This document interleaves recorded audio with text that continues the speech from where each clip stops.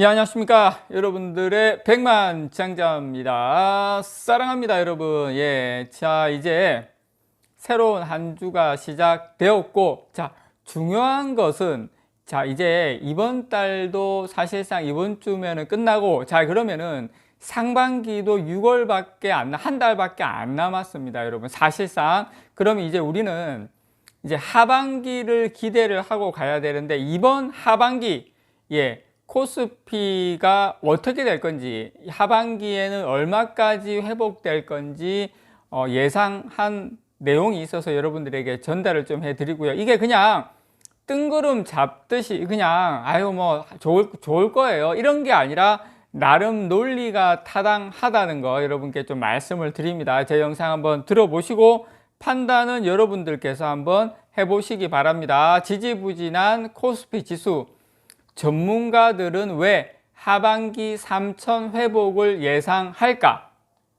자, 우리 코스피가 5월 들어서 얼마까지 떨어졌습니까, 여러분? 예, 2,500선까지 밀렸죠. 뭐 여러 가지 악재, 뭐 말도 못할 악재가 터졌죠. 뭐 전쟁부터 해가지고 많은 악재가 터졌는데, 지금 하반기에는 코스피 지수가 지금까지와는 다른 여건을 맞으며 반등할 수 있을 거라는 전망이 나오는데, 그게 상당히 논리적입니다. 한번 들어보시기 바랍니다. 일단 한국투자증권은 하반기에 코스피 지수가 3,000선을 재탈환할 수 있을 것으로 내다봤고요.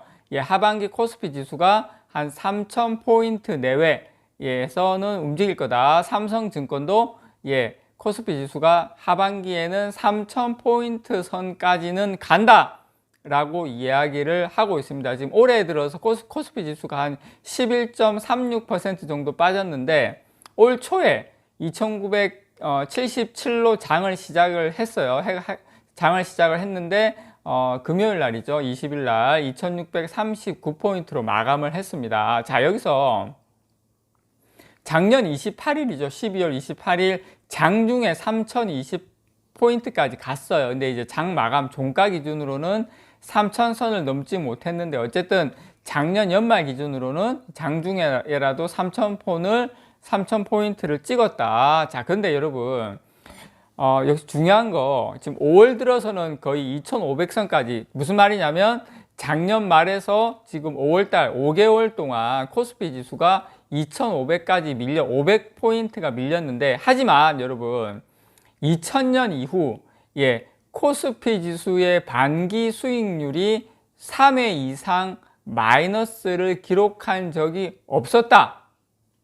예, 반기 수익률이 3회 이상 마이너스를 기록한 적이 없었던 만큼, 그러면 3회 이상이니까 올 하반기는 반등에 성공할 것으로 기대가 됩니다. 지난 2000년 거의 22년 동안 반기 수익률이 3회 이상 마이너스를 기록한 적이 없었어요. 그래서 지금 하반기는 만약에 하반기까지 되면 3회 이상이 되기 때문에 이번에는 반등에 성공할 것이 거의 확실시 된다. 지금 한국투자증권이 분석한 바에 따르면 코스피 지수는 2000년, 2008년, 2018년 이 약세장에서 모두 반기 2회 하락한 뒤에 다 반등에 성공을 했습니다. 여러분 2008년도 어마무시한 해 아닙니까, 여러분? 2018년, 2000년. 그래서 이게 반기 2회 하락 뒤에 다 하락에 그친 뒤 다 반등을 했는데, 이번에도 그 상반기에는 쪽까지는 안 좋았지만 하반기에는 반등할 가능성이 상당히 높다. 제가 뭐 환율 말씀드렸고 여러 가지 지표상 제가 생각해도 하반기에는 좋아질 것으로 거의 확실시 됩니다. 그런데 거기에다가 뭐다?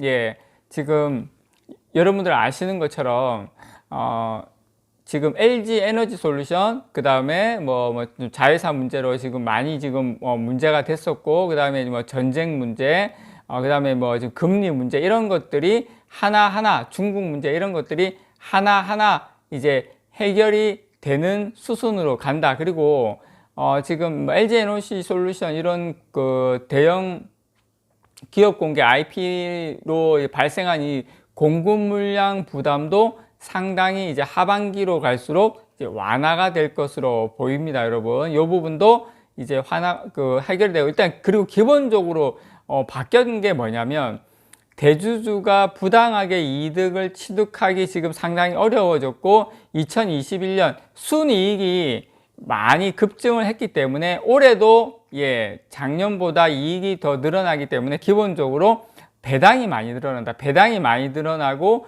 주주 환원 정책 같은 것을 상당히 확대해 나가면 어떻게 된다? 한국 증시의 매력도가 상당히 높아진다. 외국인 투자자들이 다시 돌아온다는 겁니다, 여러분. 그래서 지금 일단 요 악재가 하나 없어지는 부분이 있고, 그리고 지금 금리 인상인데요.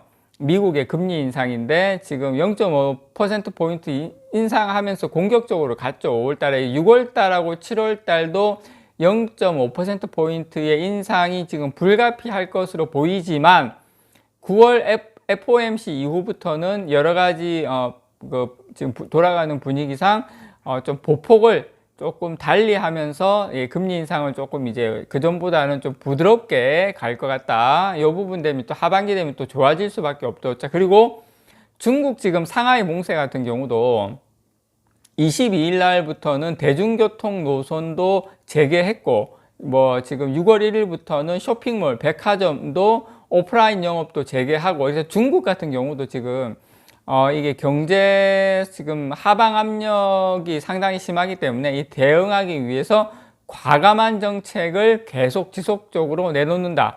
그래서 지금 시진핑 주석 지금 연임 여부가 10월에서 11월 달에 당 대회에서 결정이 되거든요. 그래서 이거를 전후로 해서는 상당한 경기 부양책 추가로 나올 확률이 상당히 높다. 그래서 하반기에는 여러 가지 여건상 이제 갈 수밖에 없다. 자, 그리고 우크라이나 사태도 지금 해결 기미가 보인다고 합니다. 지금 19일 미국하고 러시아 양국의 어떤 군 수장들은 전화로 우크라이나 문제를 지금 논의한 것으로 알려졌습니다. 최초죠. 19일 날 최초로 미국과 러시아 어떤 군 수장이 전화로 우크라이나 문제를 논의했다. 이것은 제가 생각할 때는 이제 러시아도 출구 전략을 찾고 미국도 여러 가지 이제 어느 정도 이제 압력을 상당히 많이 이제 가하는 그런 상태라고 봅니다. 그래서 러시아가 아마 적정선에서 아마 미국과 함께 협의를 아마 물밑에서 협상을 하지 않을까 생각해요. 러시아 입장에서도 지금 계속 전쟁하는 자체가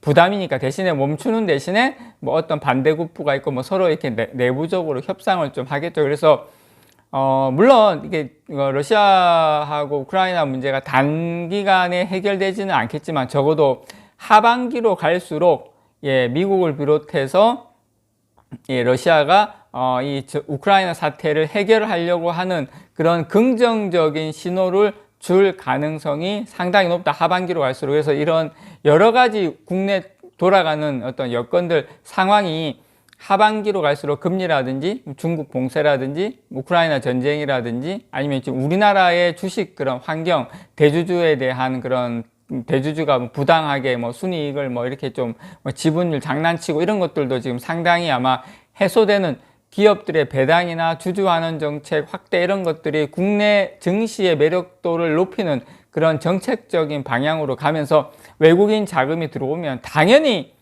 제일 먼저 삼성전자를 저는 매수하지 않을까 그렇게 생각을 합니다. 그래서 하반기에는 3,000포인트 간다! 라고 여러분들에게 말씀을 좀 드리고 싶습니다. 이상 여러분들의 백만장자였습니다. 사랑합니다, 여러분.